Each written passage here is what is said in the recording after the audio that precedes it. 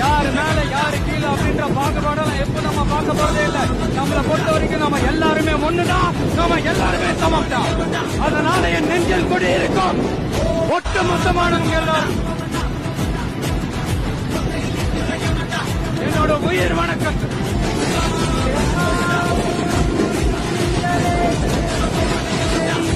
வடக்கு வேட்பாளர் விஜய், மேலூர் விஜய், சோழவந்தான் விஜய், திருப்பரங்குன்றம் விஜய், திருமங்கலம் விஜய், உத்தரப்பட்டி